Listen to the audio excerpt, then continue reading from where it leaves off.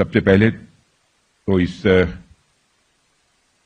जो foundation course complete किया है उसकी आज वैलिडिक्टी सेरेमनी है। मैं आप सबको अपनी तरफ से हार्दिक बधाई देता हूं। मुझे मालूम है यह वह इंस्टीट्यूशन है जहां all India services, central services, royal Bhutan civil services के यंग ऑफिसर्स और नेशन बिल्डिंग की अपनी जर्नी का पहला स्ट्रांग और मीनिंगफुल स्टेप यहां रखते हैं और इस स्थान पर भारत के गवर्नेंस फ्रेमवर्क की फाउंडेशन भी बनती है। मैं मानता हूं कि फाउंडेशन कोर्स सिर्फ एक ट्रेनिंग मॉड्यूल नहीं है, यह एक कमिटमेंट है, a commitment to build a governance system that is efficient, capable, and truly sensitive to the needs of the common people. LBSNAA के ऑफिसर ट्रेनिंग की जो जिम्मेदारी दी गई है, उस जिम्मेदारी को तो यह संस्थान बखूबी निभा ही रहा है, लेकिन इसके साथ साथ यह संस्थान joint civil military programme, border economy, border development, disaster management, climate change, economic inclusion for women, artificial intelligence और डिजिटल ट्रांसफॉर्मेशन जैसे कई वैल्यूएबल कोर्सेज भी ऑफिसर्स को प्रोवाइड करता है, जो हमारे ऑफिसर्स के ओवरऑल डेवलपमेंट में कंट्रीब्यूट करते हैं। और यह सारी चीजें मैं मानता हूं कि लवासना को एक कंप्लीट इंस्टीट्यूशन बनाती है, जिससे इस इंस्टीट्यूशन का महत्व स्वाभाविक रूप से और बढ़ जाता है। आज की वैलिडिक्टी सेरेमनी लवासना की उसी कमिटमेंट को मैं मानता हूं कि सिंबलाइज करती है। मैं आप सभी को रिमार्केबल माइलस्टोन के लिए हार्दिक बधाई देता हूं। डियर ऑफिसर ट्रेनीज, आज से आपकी प्रोफेशनल जर्नी एक नया डायमेंशन लेगी। देश को आपसे बहुत उम्मीदें हैं, फिर आपका उद्देश्य स्पष्ट होना चाहिए, serve with integrity, lead with humility और डिलीवर विद एक्सेलेंस।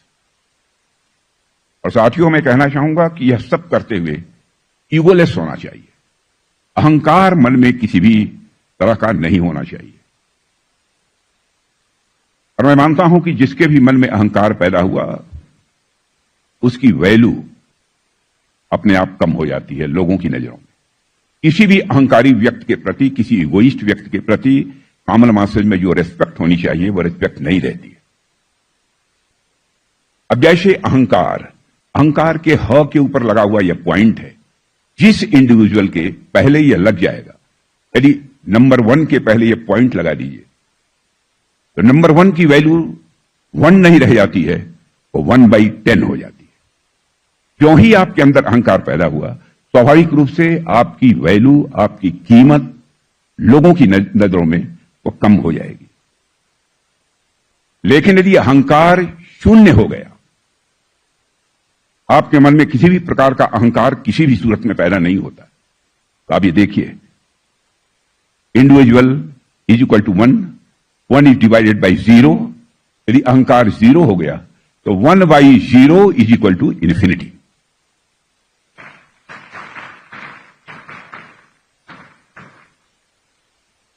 स्वाभाविक रूप से आपका महत्व, आपके प्रति रेस्पेक्ट लोगों के मनों में पैदा होगा। आप सभी ने one of the toughest examinations को सक्सेसफुली पास किया है और मैं मानता हूं कि यह अचीवमेंट एक बात को बिल्कुल स्पष्ट करता है कि आप सभी में कमिटमेंट है, डिसिप्लिन है, डेडिकेशन है और साथ ही साथ असाधारण काम करने की आप सबके अंदर क्षमता है। किसी भी फील्ड में सफलता इन्हीं गुणों पर ही टिकी होती है, लेकिन आपकी यात्रा को सबसे अलग बनाती है आपकी चॉइस। इतनी टैलेंट और क्षमता यानी कैपेबिलिटी के साथ आप किसी भी ल्यूक्रेटिव और हाई पेइंग कैरियर में जा सकते थे, फिर भी आपने सिविल सर्विसेज को ही चुना है। आपके निर्णय से यह पूरी तरह से स्पष्ट है, आपकी इंस्पिरेशन केवल व्यक्तिगत सफलता की नहीं है, बल्कि देश और समाज के लिए कुछ मीनिंगफुल करने की भी है। आप सब लोग serving the nation, empowering it's people and driving real change की भावना से इंस्पायर्ड है। और यही भावना आपको एक एक्सलेंट और इंपैक्टफुल पब्लिक सर्वेंट बनाएगी, ऐसा मैं मानता हूं। साथियों, हमारे प्राइम मिनिस्टर के लीडरशिप में पिछले कुछ डिकेड्स में हमारे देश का सोशियो इकोनॉमिक लैंडस्केप तेजी से बदला है। हायर एजुकेशन में इनरोलमेंट मेनी टाइम्स बढ़ चुका है। जॉब अपॉर्चुनिटीज अभूतपूर्व तरीके से बढ़ी है। IT sector, engineering, medical field और सर्विस सेक्टर में नई अपॉर्चुनिटीज भी पैदा हुई हैं। स्टार्टअप कल्चर बढ़ा है। इसने देश के बहुत से टैलेंटेड यूथ को अपनी ओर आकर्षित भी किया है। लेकिन आज भी सिविल सर्विसेज का आकर्षण किसी भी सूरत में कम नहीं हुआ है। आज भी देश का यूथ सिविल सर्विसेज की कुछ लिमिटेड सीट्स के लिए इसे का हार्ड कंपटीशन वो करता है। कठोर प्रतिस्पर्धा से उसे गुजरना पड़ता है।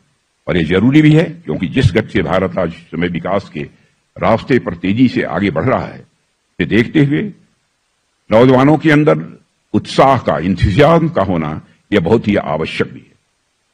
हम यदि सही मायनों में भारत को डेवलप्ड नेशन बनाना चाहते हैं, तो हमें यह इंश्योर करना होगा कि सोसाइटी का हर सेक्शन इस डेवलपमेंट की जर्नी में समान रूप से भागीदार बने और अपनी भागीदारी निभाए।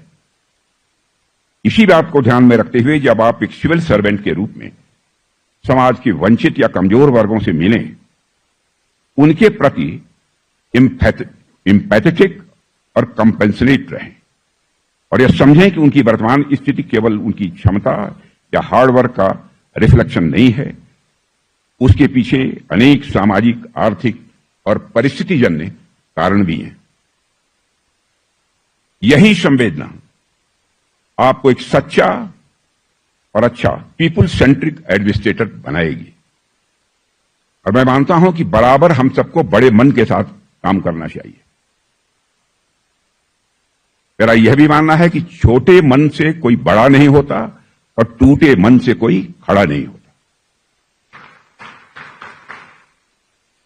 हमारे अटल बिहारी वाजपेयी जी बार बार इस चीज को दोहराते थे। छोटे मन से कोई बड़ा नहीं होता, टूटे मन से कोई खड़ा नहीं होता। यह बात हम सबको भी बराबर ध्यान में रखनी चाहिए। अब जैसे मैं कह रहा हूं कि छोटे मन से कोई बड़ा नहीं होता, टूटे मन से कोई खड़ा नहीं होता, मैथमेटिकल इक्वेशन में जिसे समझाना हो तो यूं समझाया जा सकता है, let us consider for the time being, let us consider that your मन इज ए सर्किल। मन सर्किल होता नहीं है, लेकिन मैं समझाने के लिए कह रहा हूं, let us consider that your मन इज सर्किल। सर्किल का सर्कमफरेंस जितना बढ़ाते चले जाओगे, उसी रेशियो में मैग्नीट्यूड का सुख बढ़ता चला जाएगा। मैथमेटिकल इक्वेशन में इसे कहना हो तो हम कह सकते हैं कि सर्कमफरेंस ऑफ मन is directly proportional to the magnitude of सुख। सर्कमफरेंस ऑफ मन is directly proportional to the magnitude of आनंद। और मनुष्य की जीवन में अंतिम इच्छा क्या होती है? मोक्ष की प्राप्ति, परमानंद, परमात्मा की प्राप्ति। हर व्यक्ति की यह अंतिम इच्छा होती है। सर्कमफरेंस मन is directly proportional, not magnitude. परमानंद का कोई मैग्नीट्यूड नहीं होता है। सर्कमफरेंस ऑफ मन इतना बड़ा कर लीजिए कि आपको जीवन में परमानंद की भी प्राप्ति हो जाए। बड़े मन के साथ ही जिम्मेदारी आप निभाएंगे, स्वाभाविक रूप से लोगों का सम्मान हासिल करेंगे, लोगों के दिलों पर आप राज करेंगे। आप जिले में, डिवीजन में शासन चलाने के लिए नहीं आ रहे हैं, to serve the society, to serve the people. इसलिए आप जा रहे हैं। बराबर हमें ध्यान रखना चाहिए, हमें अपना मन बड़ा करके रखना है। मैंने देखा है ऐसे भी अफसर्स को कि जीवन में लंबा पॉलिटिकल कैरियर रहा है, ईगो की प्रॉब्लम रहती है। यदि किसी ने, गरीब आदमी ने कुछ बोल दिया तो इतना तेजी से उसे डांटते हैं। Very unfortunate, very sad. हम लोग भी पॉलिटिक्स में हैं, बड़ी बड़ी जिम्मेदारियों को संभाल चुके हैं, लेकिन आज तक यह करने की नौबत नहीं आई। क्यों ऐसा करें? वह भी इंसान है, आपसे कम समझता है, उसकी आवश्यकताएं, नीड्स होंगी, उसको समझने की कोशिश करिए। साथियों, यहां ट्रेनिंग प्राप्त कर रहे आप सभी ट्रेनिंग ऑफिसर्स को मैं मानता हूं कि बहुत कम उम्र में एक बहुत बड़ी जिम्मेदारी मिलने जा रही है। शायद इस बात की गंभीरता आपको इस समय महसूस न हो रही हो, लेकिन जैसे जैसे आप सेवा के मार्ग में आगे बढ़ेंगे, आपको समझ आएगा कि भारत के राष्ट्र निर्माताओं ने सिविल सर्वेंट्स के ऊपर कितनी बड़ी जिम्मेदारी दी है, कितना महत्व दिया है। उन्होंने नेशन बिल्डिंग और डेवलपमेंट का बड़ा कार्य आपको सौंपा है। नेशन बिल्डिंग का काम करना है तो आपको करना है। भारत को यदि डेवलप्ड नेशन बनाना है, यह बड़ी जिम्मेदारी आपके भी कंधों पर है, यह मानकर चलना होगा। और आज जब आप इस सफर की शुरुआत कर रहे हैं, तो मैं संविधान सभा के सभापति और पहले राष्ट्रपति डॉक्टर राजेंद्र प्रसाद जी का एक महत्वपूर्ण संदेश आपको याद दिलाना चाहता हूं। इससे आपको अपनी जिम्मेदारी का कितना महत्व है, इसका स्वाभाविक रूप से आपको एहसास होगा। डॉक्टर राजेंद्र प्रसाद जी ने संविधान सभा में कहा था, and I quote, the welfare of the country will depend on the way in which the country is administered. That will depend upon the men who administer it.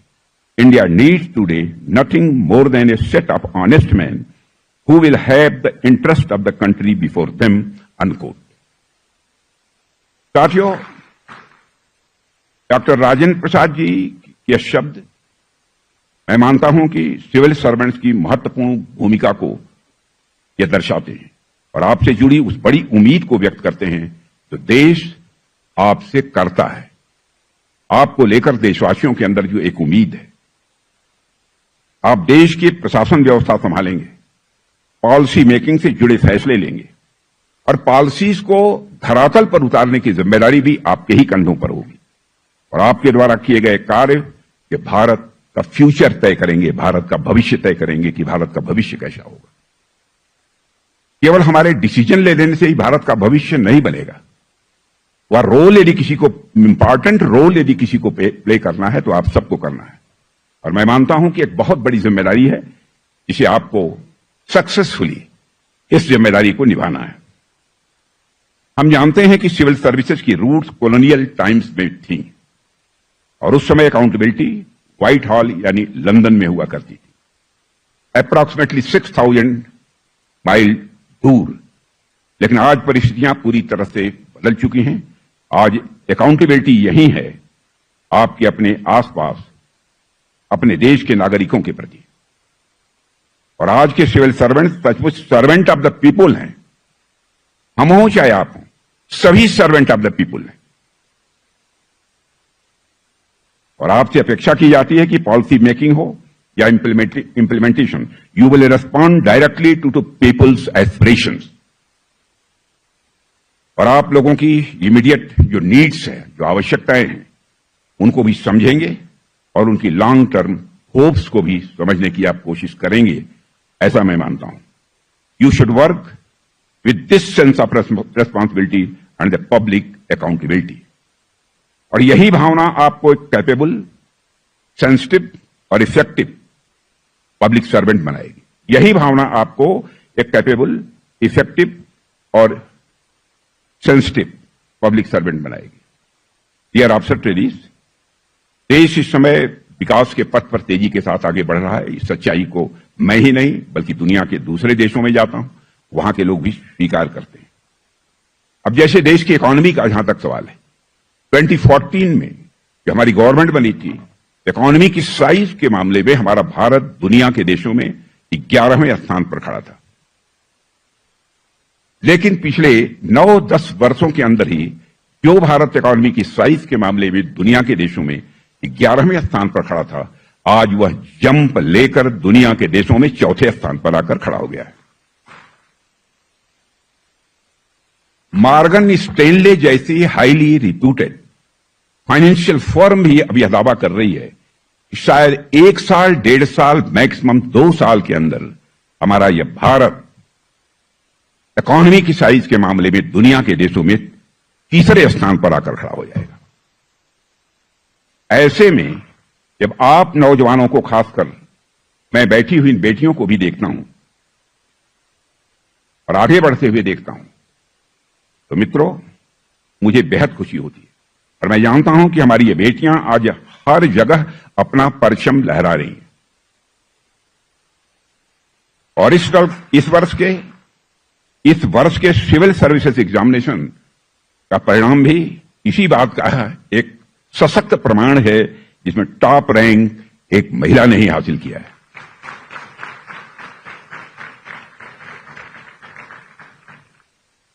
बहनों भाइयों, देश की ताकत कितनी बड़ी है, देश की प्रतिष्ठा कितनी बड़ी है। मैं बतलाना चाहता हूं कि यदि आप लोग विदेश पहले जाना यदि किसी का हुआ होगा, कम लोग होंगे जिनका कि आज के 10 साल 12 साल पहले विदेश जाना हुआ होगा। संभव ही नहीं था आपके लिए। हम लोग प्रायः विदेशों में जाते हैं। मैं 20-25 साल पहले भी विदेशों में जाता था, आज भी जाना होता है। लेकिन मैं कह सकता हूं, अंतर्राष्ट्रीय जगत में भारत की प्रतिष्ठा बढ़ी है। इंटरनेशनल कम्युनिटी ने भारत का स्टेचर बढ़ा है। पहले इंटरनेशनल फोरम पर भारत कुछ बोलता था, भारत की बातों को जितनी गंभीरतापूर्वक लिया जाना चाहिए नहीं लिया जाता था। लेकिन आज इंटरनेशनल फोरम पर भारत कुछ बोलता है तो दुनिया कान खोलकर सुनती है भारत बोल क्या रहा है। यह भारत की एक हैसियत बनी है। मुझे प्रसन्नता है कि टॉप 5 कैंडिडेट्स में इस बार 3 महिलाएं ने सक्सेस हासिल की है। टॉप 25 कैंडिडेट्स में 11 महिलाएं थी। और इस ट्रेंड को देखकर मुझे पूरा विश्वास है, जल्द ही सिविल सर्विसेज में महिलाओं की भागीदारी आप सबके बराबर हो जाएगी, पुरुषों के बराबर हो जाएगी। और 2047 तक जब हमारा विकसित भारत का लक्ष्य साकार होगा साथियों, तब हमारा विकसित भारत का जब लक्ष्य साकार होगा, तब एक भारत में कई महिलाएं कैबिनेट सेक्रेटरी भी बन चुकी होंगी। लेकिन कैबिनेट सेक्रेटरी बनने का आपका स्कोप कम नहीं होगा, चिंता मत करिएगा। और ये सारी चीजें ये बताती हैं कि हमारी नारी शक्ति भी इस देश की विकास यात्रा में अपना कंट्रीब्यूशन देने के लिए तैयार है। और मौका मिलने पर कोई ऐसा पद नहीं है जिसे वह हासिल न कर सके। और भारत में उस समय हुआ करती थी, तब ये न ही इंडियन थी, न ही सिविल थी, न ही इनमें सर्विसेज की भावना थी। ऑफिसर्स को ब्यूरोक्रेट कहा जाता था, नौकरशाह कहा जाता था, और जो इंपीरियल मास्टर के लिए काम करते थे। ब्यूरोक्रेट सुनते ही लोगों के मन में आता है फाइल्स, रेड टेपिज्म, और एक ऐसा व्यक्ति जो नियम का बहाना बनाकर कामों को टालता है। जनरल परसेप्शन, क्षमा कीजिएगा। लेकिन आज सिविल सर्विसेज का अर्थ बदल चुका है। मैं आज आपसे कहता हूं कि आप ब्यूरोक्रेट नहीं हैं, आप नौकरशाह नहीं हैं, आप लोक सेवक हैं, आप पब्लिक सर्वेंट हैं, जैसे हम पब्लिक सर्वेंट हैं। और आज आप भारत के नागरिकों के लिए काम करते हैं। आपके हर कार्य से करोड़ों जीवन जुड़े हुए हैं, करोड़ों सपने जुड़े हुए हैं। आपके का कार्य देश का भविष्य निर्धारित करते हैं, लोगों के जीवन की दिशा निर्धारित करते हैं। इसका उदाहरण यदि मैं आपको दूं तो आप देखिए, अभी हाल में ही जो ऑपरेशन सिंदूर हुआ, हमारी सेनाओं ने पाकिस्तान बेस्ड टेररिस्ट कैंप्स को तबाह कर दिया। हालांकि हमने बेहद संतुलित उत्तर दिया था, बहुत ही बैलेंस तरीके से उत्तर दिया था, और हमारा जवाब एस्केलेटरी नहीं था। लेकिन पाकिस्तान के रवैये ने ऑपरेशन सिंदूर के बाद बॉर्डर पर सिचुएशन को नॉर्मल नहीं रहने दिया। इस दौरान जिस तरह से देश भर में मॉक ड्रिल्स हुए थे, और हमारे एडमिनिस्ट्रेटिव ऑफिसर्स ने उस मॉक ड्रिल को सक्सेसफुली जनता तक समझाते हुए पहुंचाया था, वह आप सबके लोक सेवक होने का एक ब्रिलियंट एग्जाम्पल है। और आप सबको भी भविष्य में होने वाले ऐसे किसी भी स्थिति के लिए अपने आप को, मैं मानता हूं, मानसिक रूप से तैयार रखना होगा। Friends, Rutger Bregman, in his book Moral Ambition, has said that true ambition is the kind that inspires us to bring transformation in the lives of others. Today, when humanity faces numerous moral challenges, we need civil servants who do not merely say that they want to bring change, but who continuously strive and work towards it. यानी असली महत्वाकांक्षा वही है जो हमें दूसरों के जीवन में परिवर्तन लाने के लिए इंस्पिरेशन देती है, प्रेरणा देती है। आज जब मानवता के सामने कई नैतिक चुनौतियां हैं, तब हमें ऐसे सिविल सर्वेंट्स की जरूरत है जो सिर्फ यह न कहे कि हम चेंज लाना चाहते हैं, बल्कि इसके लिए वह निरंतर प्रयास भी करता रहे। इसलिए आज हमें मॉरल एम्बिशन वाले सिविल सर्वेंट्स चाहिए जो अपनी टैलेंट्स का उपयोग केवल पर्सनल सक्सेस के लिए नहीं, बल्कि सोसाइटी के लिए और ह्यूमैनिटी की वेलफेयर के लिए वो करें। आपको एक ऐसे बेंचमार्क का स्थापित करने, आपको ही एक ऐसे बेंचमार्क का स्थापित करने हैं जिस पर कि आने वाली जनरेशन आपके ऊपर गर्व करे। आपके जीवन की रेलेवेंस इस बात में नहीं है कि आपके पास कितना पैसा है, कौन सा पद आपने पाया है, कौन सी पोस्ट आपको मिली है, बल्कि इस बात में है कितने लोगों की जिंदगी को आपने बेहतर बनाया है अपने एफर्ट से। इस आधार पर आपके अचीवमेंट का मूल्यांकन किया जाएगा। और एक घटना का जिक्र मैं यहां आपसे कर रहा हूं। एक बार की बात है, बताते हैं कि अल्बर्ट आइंस्टीन अपने छात्रों की परीक्षा ले रहे थे। एक छात्र ने उससे पूछा, इस साल की परीक्षा के प्रश्न पिछले साल जैसे ही क्यों है? प्रश्न वही थे जो एक साल पहले थे। आइंस्टीन ने मुस्कुराकर जवाब किया, डोंट वरी, इस साल आंसर्स उसके अलग होंगे, चिंता मत करो, उसके उत्तर इस साल अलग होंगे। यह बात भारत और सिविल सर्वेंट्स के लिए भी मानता हूं कि बहुत ही रेलेवेंट है। ऐसे बहुत से सवाल जो वर्ष 1947 में हमारे लिए बहुत ही इंपॉर्टेंट थे, आज भी उतने ही रेलेवेंट हैं। जैसे अपने नागरिकों का जीवन हम कैसे और बेहतर बना सकते हैं, कैसे बेहतर बना सकते हैं, सभी नागरिकों को कैसे और अधिक सम्मानजनक जीवन दे सकते हैं, कैसे हम ईज ऑफ लिविंग को और बढ़ा सकते हैं। लेकिन आज इन प्रश्नों के जवाब मैं मानता हूं कि बदल चुके हैं, उनका कंटेक्स्ट भी बदल चुका है, इसलिए उनके आंसर्स भी स्वाभाविक रूप से बदल चुके हैं। और साथियों, पिछले कुछ डिकेड्स में वैश्विक स्तर पर डेवलपमेंट पैराडाइम में गहरा परिवर्तन भी आया है। अनेक देशों ने नैनी स्टेट मॉडल की जगह इनेबलिंग स्टेट मॉडल को अपनाया है, जहां राज्य लोगों को आत्मनिर्भर बनाने में विश्वास करता है, वहीं पर स्टेट को सिर्फ प्रोवाइडर नहीं बल्कि एनेबलर के रूप में देखा जाता है। इसलिए आज न्यू पब्लिक मैनेजमेंट ने पब्लिक एडमिनिस्ट्रेशन की जगह ले ली है। स्टेट ड्रिवन नेशन बिल्डिंग के साथ कोलैबोरेटिव स्टेट का मॉडल अपनाया जा रहा है। इसलिए रेड टेपिज्म भी स्वाभाविक रूप से कम हुआ है, ईज ऑफ डूइंग बिजनेस को बढ़ावा मिला है, गुड गवर्नेंस को भी बढ़ावा मिला है। भारत में भी प्रधानमंत्री श्री नरेंद्र मोदी ने मिनिमम गवर्नमेंट और मैक्सिमम गवर्नेंस का यह मंत्र दिया है। प्रधानमंत्री ने रिफॉर्म, परफॉर्म और ट्रांसफॉर्म का यह मंत्र हम सबको दिया है। इन्हीं बातों को ध्यान में रखकर पिछले 11 वर्षों में केंद्र सरकार ने 1500 से अधिक आर्काइक कानूनों को खत्म किया है और हमने 40,000 से अधिक कंप्लायंसेस को भी खत्म कर दिया है, जिनका कोई मतलब नहीं था। और कई कानूनों को डीक्रिमिनलाइज किया है, इसकी भी जानकारी आप सबको होगी। जन विश्वास के पहले एडिशन में लगभग 200 जो माइनर क्राइम्स थी, उनको क्राइम की कैटेगरी से बाहर कर दिया गया था। दूसरे एडिशन में 300 से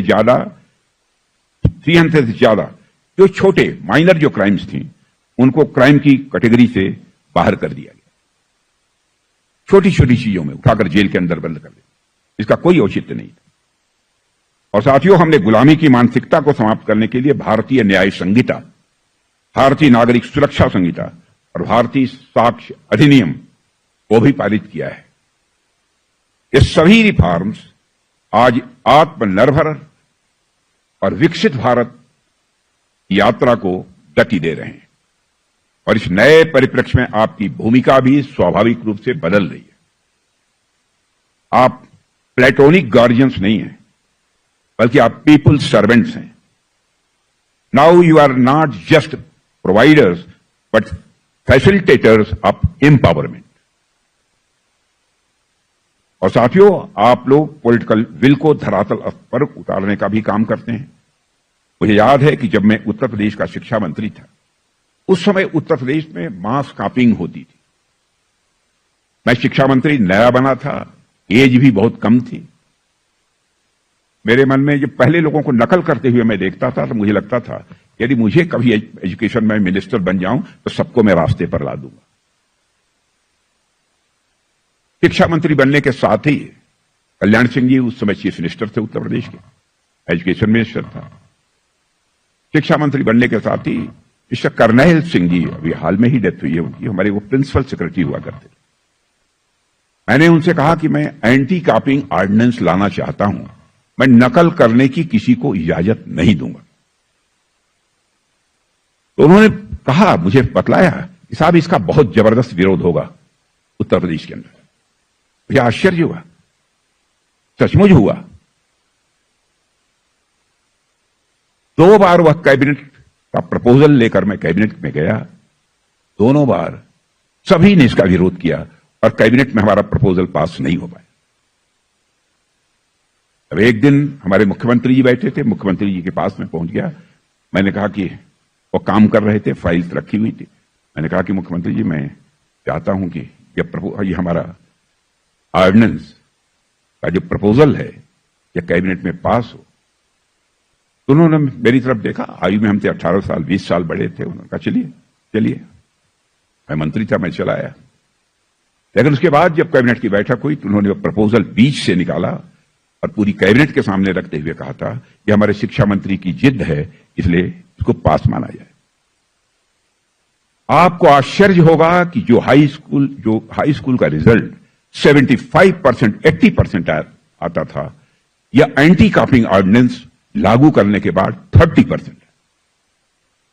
जो इंटरमीडिएट का रिजल्ट 60-70% आया था, इसे लागू करने के बाद 14% आया। और मुझे याद है उस समय जब रिजल्ट समाचार पत्रों में प्रकाशित हुए थे, उसमें शिक्षा मंत्री की उस पर फोटो भी हुआ करती थी। उस समाचार पत्र को नीचे रखकर पैरों से बच्चे उसे रगड़ते हुए मुझे गाली दे रहे थे। लेकिन मैं उसमें क्रेडिट यदि किसी को देना चाहता हूं, ने पूरी तरह से सहयोग किया था उस समय के आईपीएस अफसर, जो आज भी वो हैं, बिशप प्रकाश सिंह डीजीपी हुआ करते थे। मैं गेस्ट हाउस में रहता था, सीधे मेरे कमरे पर पहुंच गए और आकर मेरे चपरासी ने बतलाया कि साहब वो जो हमारा सहयोगी था, कि साहब वो प्रकाश सिंह जी आए हुए। मैं पहुंचा, उन्होंने सैल्यूट किया और उन्होंने कहा कि बस सर इतना कहने के लिए आए थे कि पुलिस की जिस भी प्रकार की असिस्टेंस की आवश्यकता होगी हम उसके लिए तैयार हैं, हमारी पुलिस तैयार है। क्योंकि उस समय जो रीजनल जो RIS वगैरह होती थी, इंस्पेक्टर ऑफ स्कूल होते थे, वह डरे हुए थे कि कहीं हम लोगों के ऊपर अटैक न हो जाए। पूरी तरह से उन्होंने मदद की। उसी तरीके से हमारे IAS अफसर principal secretary mister Karnail Singh ने भी मदद की, तब जाकर वह कामयाबी हमको हासिल हो पाई। यानी आप सबका कितना इंपॉर्टेंट रोल रहता है इन सब सारी चीजों को लागू करने में। समाज की इवल्स, समाज के ये सब जो चैलेंजेस बन चुके हैं, इन चैलेंजेस को मीट आउट करने में, कामयाबी हासिल करने में आप सबका बहुत ही अधिक महत्व है। और इसका उदाहरण मैंने इसलिए दिया है क्योंकि अब आपको ऐसे अधिकारी की तरह काम करना है जो नागरिकों को उनकी क्षमता पहचाने, विकसित करने और आगे बढ़ने में उनकी मदद भी करे। आपको सिर्फ अब कानूनों और नियमों के लेटर या टेक्स्ट को ही ध्यान में रखकर कार्य नहीं करना है, बल्कि उनकी स्पिरिट को भी ध्यान में रखकर काम करना है। विश्वास के साथ आगे बढ़िए, दुनिया की कोई ताकत आपको नहीं रोक सकती है। मत डरिए कौन सस्पेंड कर देगा, हमारा बॉस नाराज हो जाएगा कि क्या होगा कैसे होगा, चिंता मत करिए। आपके अंदर विश्वास होना चाहिए, आपके अंदर आस्था होनी चाहिए।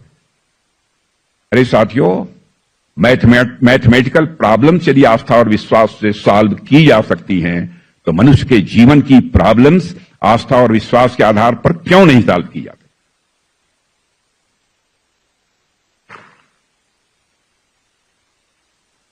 अब जैसे मैं एक प्रश्न आपसे पूछूं किसी व्यक्ति के पास इतना पैसा था, उसने उसका आधा ए को दे दिया, 1/3 बी को दे दिया, जो रेस्ट अमाउंट बचा था 100 पैसा वह सी को दे दिया। बताइए टोटल अमाउंट कितना था? कोई बतला सकता है? एक व्यक्ति के पास इतना पैसा था, उसका आधा मैंने 50% मिस्टर ए को दे दिया, 1/3 मिस्टर बी को दे दिया, दूसरे को दे दिया, और रेस्ट अमाउंट पैसा जो बचा था, रेस्ट अमाउंट जो था 100 रुपया। कितना हुआ? 3,300। गलत। कोशिश करिए, कोशिश करिए। हैं? क्या 600 किसने कहा? राइट, 600। अब जैसे इसका समाधान निकालना हो, कैसे निकालेंगे? Let us consider the total amount was A/2 Ram को दे दिया, A/3 श्याम को दे दिया, A/2 plus A/3 5A/6। Rest जो पैसा 100 बचा उनको दे दिया। A minus 5A/6 is equal to 100, it means A is equal to 600। Mathematical problems यदि इस विश्वास के आधार, मैंने मान लिया ए हो ही नहीं सकता उसका उत्तर, लेकिन मान लिया कि ए है। कभी कोई आस्था और विश्वास से भी बहुत सारी समस्याओं का समाधान हो सकता है, होता है, हो नहीं सकता, होता है, होता रहेगा। साथियों, आज टेक्नोलॉजी भी एक एनेबलर की भूमिका यहां पर निभा रही है। जैसा प्रधानमंत्री जन धन योजना में टेक्नोलॉजी के प्रयोग से 300 से अधिक सरकारी योजनाओं के लिए डायरेक्ट बेनिफिट ट्रांसफर प्रदान किया जा रहा है, इससे लीकेज कम हुआ है। सिस्टम में बदलाव लाकर करप्शन को काफी हद तक मिनिमाइज किया जा सकता है। मैं यह दावा नहीं करना चाहता तो रूट आउट हो जाएगा पूरी तरह से। साथ ही साथ मिडिल मैन की भी भूमिका को समाप्त किया जा सकता है। आयुष्मान भारत है, डिजिटल मिशन से देश भर के अस्पतालों के डिजिटल स्वास्थ्य समाधानों को एक दूसरे से लिंक किया जा रहा है। प्रधानमंत्री आवास योजना के अंतर्गत टेक्नोलॉजी सब मिशन के माध्यम से कम लागत के बेटर क्वालिटी हाउस कंस्ट्रक्शन आज संभव हो पाए हैं, अच्छी क्वालिटी के बन रहे हैं। और साथियों, देश भर में सरकार द्वारा नए नए रिफॉर्म्स किए जा रहे हैं। उन रिफॉर्म्स के प्रति भी आपको खुद को एकोमोडेट करने की कोशिश करनी होगी। जैसे आपने देखा होगा, इनकम टैक्स डिपार्टमेंट के द्वारा फेसलेस असेसमेंट स्कीम शुरू की गई है, ताकि टैक्स पेयर्स और टैक्स ऑफिशियल्स के बीच फिजिकल इंटरफेस को और कम किया जा सके और ट्रांसपेरेंसी लाई जा सके। और इसके अतिरिक्त यदि मैं रक्षा मंत्रालय की बात करूं तो आप सबने संपूर्णा इनिशिएटिव के बारे में सुना ही होगा। संपूर्णा एक artificial intelligence driven automation system है जो डिफेंस प्रोक्योरमेंट एंड पेमेंट्स के बड़े ही ट्रांसपेरेंट मैनर में वो एनालाइज करता है। कहने का मतलब यह है कि आज आप सभी को भी इस बदलते परिवेश में इनोवेटिव तरीके से काम करना होगा। आपको लोगों की छोटी से छोटी और बड़ी से बड़ी समस्याओं का समाधान निकालना ही होगा।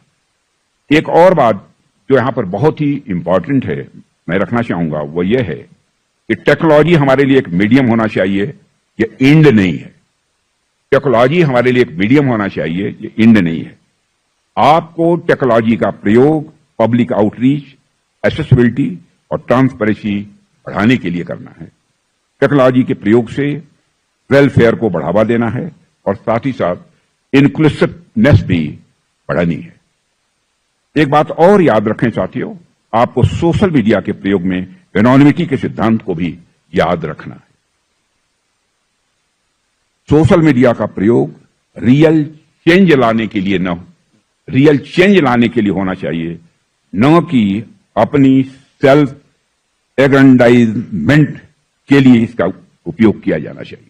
यानी आत्ममुग्धता में रील्स नहीं बनवाई जानी चाहिए, बल्कि यह होना चाहिए सोशल मीडिया का उपयोग तो समाज में एक रियल चेंज लाने के लिए होना चाहिए, यह मैं कहना चाहता हूं।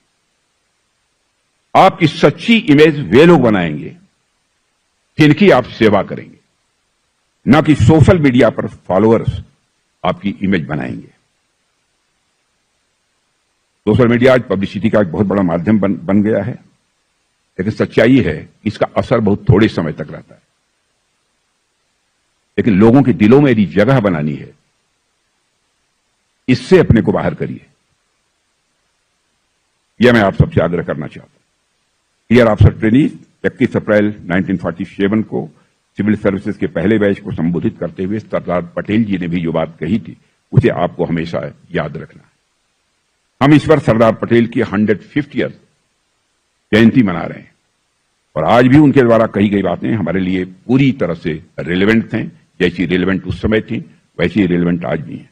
उन्होंने कहा था कि it will be your bounden duty to treat the common man in India as your own or to put it correctly, to feel yourself to be one of them and amongst them, and you will have to learn not to despise or to disregard them. In other words, you will have to adapt yourself to democratic ways of administration.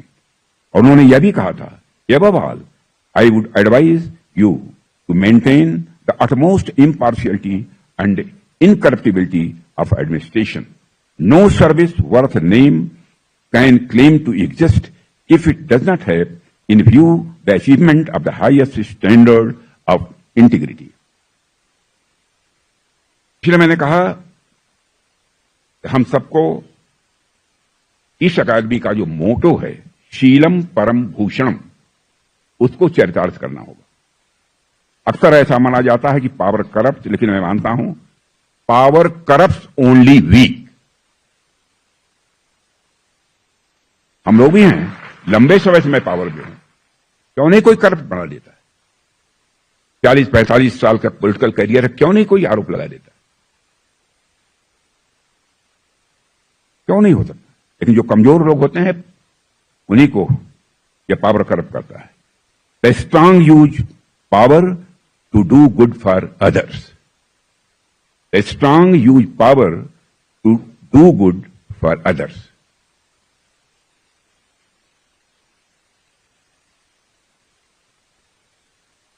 और मैं यह भी कहना चाहूंगा साथियों, निर्णय जब करना हो चिंता मत करो हमारा बॉस क्या सोचेगा, कहीं हमारे खिलाफ कोई एडवर्स एंट्री न कर दे, हमारे खिलाफ कोई कार्रवाई नहीं कर दे। सबसे ऊपर कोई ना कोई एक सुपर पावर है, उसे मत भूलना। कोई ना कोई सुपर पावर है जो पूरे होल यूनिवर्स को ऑपरेट कर रहा है। और मैं वही बातें कह रहा हूं जिसे कि मैंने अपनी जिंदगी में मैंने अपनाया है। डर के मत काम करना, बड़ा सख्त अफसर है, नजर बचा के काम करो, बचकर काम करो, ऐसे आप कुछ नहीं कर पाओगे। आपका जो स्थान समाज में बनना चाहिए वो नहीं बनेगा। इसलिए मैं कहता हूं कि सुपर पावर के ऊपर भी भरोसा रखो, जो जस्टिफाइड है करो, वही करो। दुनिया की कोई ताकत आपको किसी प्रकार का कोई नुकसान नहीं पहुंचा सकती। आपके डिसीजन में न्याय होना चाहिए, जस्टिस और फर्मनेस होनी चाहिए।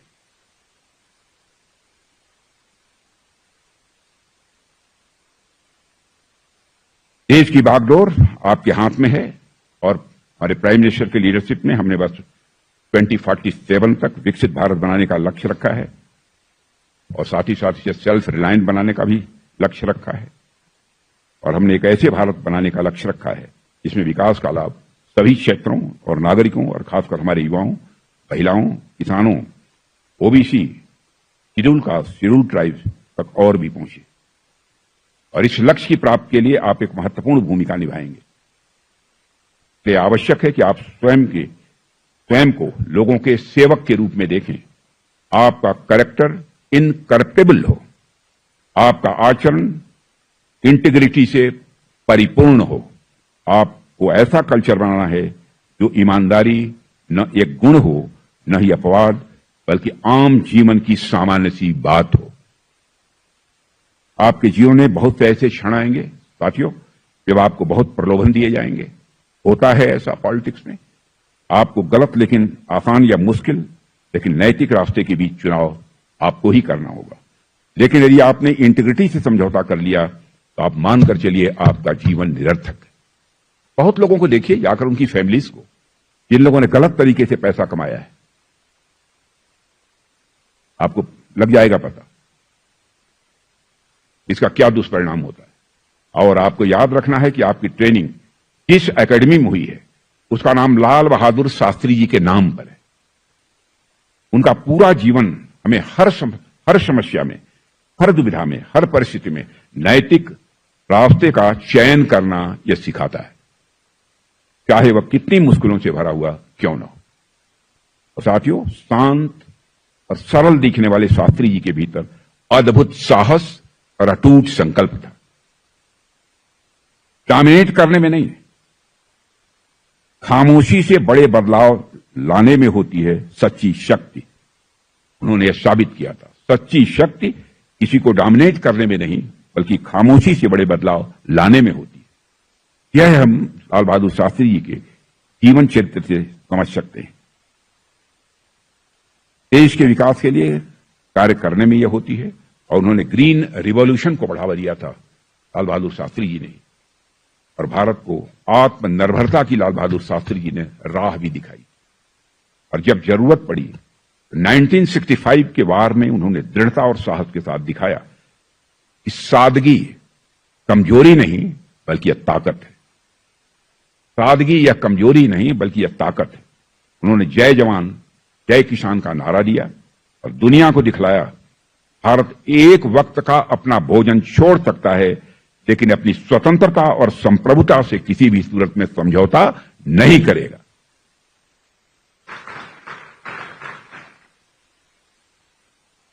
अपनी स्वतंत्रता और संप्रभुता से समझौता नहीं करेगा और साथ ही साथ अपनी इंटीग्रिटी से भी समझौता नहीं करेगा। हम यह लाल बहादुर शास्त्री जी के जीवन से यह संदेश ले सकते हैं। सिर्फ 19 महीने के कार्यकाल में, 19 मंथ का उनका कार्यकाल था, शास्त्री जी ने सादगी, ईमानदारी, साहस और जन सेवा का जो आदर्श स्थापित किया वह आपके जीवन की कसौटी होनी चाहिए। और मित्रों, एक बात और मैं कहना चाहता हूं चलते चलते, जीवन में जो कुछ भी आप करना चाहते हैं तो कोई भी व्यक्ति करना चाहता है और किस लिए करता है? सुख की प्राप्ति के लिए करता है, क्योंकि इसके अलावा भी कुछ है। ऊपर के बैठे हुए हमारे ट्रेनिज बता सकते हैं, इसके अलावा भी कुछ है। व्यक्ति जीवन में जो कुछ भी करता है उसको चाहता है सुख प्राप्त हो, आनंद प्राप्त हो। और कुछ लोग ऐसे स्पिरिचुअल होते हैं, कहते हैं कि साहब हम तो जीवन में यह काम इसलिए कर रहे हैं ताकि हमको परमानंद की प्राप्ति हो, परमात्मा की प्राप्ति हो, सुपर पावर तक वो पहुंचना चाहते हैं। होता है ना? मनुष्य, ध्यान रखिएगा, 4 चीजों को मिलाकर बना हुआ है। वैसे तो ऑर्गन्स की चर्चा यदि मैं करना शुरू करूंगा तो लाखों होंगे, करोड़ों होंगे। मनुष्य के पास शरीर है, मन है, बुद्धि है और एक आत्मा है। अब कोई कहेगा आत्मा होती कहां है, तो मैं आत्मा बतलाता हूं कहां होती है। जैसे कोई छोटा बच्चा घर में 6 महीने का, 8 महीने का, 10 महीने का, साल का, 1.5 साल का, 2 साल का, कोई मां उस बच्चे को घर में छोड़कर 10 दिन के लिए बाहर चला जाए और जब वह मां घर में वापस लौटती है, वो छोटा बच्चा घुटनों के बल पर चलता हुआ मम्मी मम्मी मम्मी, मां मां कहकर जब मां की ओर दौड़ता है, तो मां जिस समय बच्चे को जमीन से उठाकर अपने सीने से लगाती है, उस समय उसको शरीर का सुख नहीं मिलता है, वो मन का सुख नहीं होता है, वो बुद्धि का सुख नहीं होता है, वही आत्मा का सुख होता है। इसे ही हम आत्मिक सुख कहते हैं। यही आत्मिक सुख है। शरीर का सुख माने इंद्रियों का सुख, खाने के लिए अच्छे अच्छे सामान मिल जाएं, कपड़े पहनने के लिए अच्छे अच्छे मिल जाएं, चलने के लिए व्हीकल्स बड़ी बड़ी मिल जाएं, यह सब ये सुख है जो शरीर से संबंधित। मन का सुख, मन का सबसे बड़ा सुख यह होता है मान सम्मान। आप सब, कोई करोड़ों रुपया लाके हमारे सामने, आपके सामने रख दे और कहे करोड़ों रुपया ले लीजिए, मैं समझता हूं कि आप स्वाभिमानी हैं, तो आप उसे स्वीकार नहीं करेंगे। अस्वीकार नहीं करेंगे तो आपके मन को जो सुख प्राप्त होगा वो शरीर का सुख नहीं होगा, वो बुद्धि का सुख नहीं होगा, वो मन का सुख होगा। शरीर का सुख, शरीर के सुख के लिए यानी तन के सुख के लिए कुछ पैसे की न्यूनतम जो आपकी मिनिमम रिक्वायरमेंट्स हैं उनको पूरा करने के लिए धन की आवश्यकता होती है, पैसे की आवश्यकता होती है। तो शरीर के सुख के लिए, तन के सुख के लिए तो धन धान चाहिए, पैसे चाहिए। मन के सुख के लिए मान सम्मान चाहिए, बुद्धि है, बुद्धि का भी अपना सुख होता है। आर्किमिडीज जिस समय जिस प्रिंसिपल की तलाश कर रहे थे और पानी के टब में बैठे थे, जब वो बाहर निकले तब उनको मिल गया। उस समय क्या कहा था उन्होंने? यूरेका यूरेका, यह बोलते हुए जब बाहर वो निकले थे तो उस समय आर्किमिडीज को शरीर का सुख नहीं मिला था, वह मन का सुख नहीं था, वो बुद्धि का सुख था जिसकी वह तलाश कर रहे थे, जिस चीज की वह खोज कर रहे थे वो उनको मिल गया था, बुद्धि का सुख। तो तन के सुख के लिए धन धान चाहिए, मन के सुख के लिए मान सम्मान चाहिए, बुद्ध के सुख के लिए ज्ञान चाहिए और आत्मा के सुख के लिए भगवान चाहिए। Super power. B spiritual in your life, B spiritual in your life. भौतिकवादी जीवन में बनकर सुख की प्राप्ति नहीं की जा सकती। है सुपर पावर जो कोई सारे पूरे यूनिवर्स को चला रहा है। बहुत सारे सो कॉल्ड प्रोग्रेसिव्स हैं जो उन सब सारी चीजों को नहीं मानते हैं। और मैं तो एक नेता का भी नाम बताना चाहता हूं जो बहुत बड़े ओहदे पर रहते थे, नहीं मानते थे, लेकिन अपने जीवन के अंतिम क्षणों में उन्होंने स्वीकार किया है और वह है पुस्तकों में, लेकिन मैं उनका नाम यहां कोट नहीं करना चाहता। यही मैं आप सबसे आग्रह करना चाहता हूं। और साथियों, सिर्फ 19 महीने के कार्यकाल में शास्त्री जी ने सादगी, ईमानदारी, साहस और जनसेवा का जो आदर्श स्थापित किया है, मैं समझता हूं कि वह आपके जीवन की कसौटी होनी चाहिए। और साथियों, इस वर्ष यूनियन पब्लिक सर्विस कमीशन अपने 100वें वर्ष में 100th ईयर में प्रवेश कर चुकी है। और 100 वर्ष किसी भी कमीशन के लिए एक बहुत लंबी और गौरवशाली यात्रा होती है। और यूपीएससी की इस जर्नी ने भारत को गढ़ा है, भारत को गढ़ा है, बनाया है। और उस क्राफ्टिंग में लवासना एक स्ट्रांग हेल्पिंग हैंड के रूप में दिखा है, मैं ये कह सकता हूं। और मैं समझता हूं कि यूपीएससी और लवासना का जो यह संगम है, यूपीएससी और लवासना का जो यह संगम है, यह निश्चित रूप से आपस में मिलकर देश के भविष्य को यह और अधिक मजबूत करेगा। और बातें बहुत सारी हैं। कैरेक्टर बिल्डिंग के बारे में वैसे आप बहुत लोग भाषण देते हैं, मैं जरूर इसके संबंध में कहना चाहूं। कैरेक्टर का मतलब ईमानदारी से काम न करना, झूठ बोलना, यह सब सारी चीजें आती हैं। बराबर जीवन में ध्यान रखिएगा, मनुष्य का चरित्र उसकी सबसे बड़ी पूंजी होती है, सबसे बड़ी पूंजी होती है। एक बार मैं एक उदाहरण देना चाहता हूं, उदाहरण कई हैं लेकिन एक उदाहरण देना चाहता हूं। एक बार स्वामी विवेकानंद किसी धर्म संसद में भाग लेने के लिए दुनिया किसी देश में गए थे। कोई बहुत बड़ा देश नहीं था, मैं उसका नाम इस समय भूल रहा हूं। जिस तरीके से हमारे यहां जो संत और सन्यासी जो ड्रेस पहनते हैं, ढीला ढाला होता है, गेरुआ होता है, वो पहनकर गए थे। बाद में विलंब से पहुंचे थे, लोग बैठे थे, पीछे वह भी बैठ गए। कुछ लोग वहां पर सूटेड बूटेड जो लोग भी बैठे थे, वेल ड्रेस्ड जो लोग बैठे थे, वह देखकर स्वामी विवेकानंद को थोड़ा सा मुस्कुराने लगे।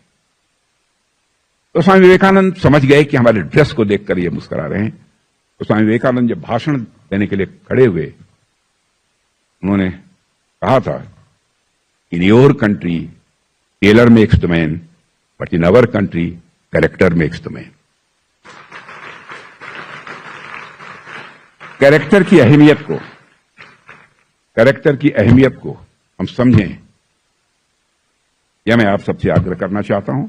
और अंत में डायरेक्टर लवासना और उनकी पूरी टीम समेत आप सभी को एक बार फिर 100th कॉमन फाउंडेशन कोर्स की सफलतापूर्वक समाप्ति पर हार्दिक बधाई देता हूं और आपके गोल्डन फ्यूचर, सुनहरे भविष्य की कामना करते हुए यहीं पर अपना निवेदन समाप्त करता हूं।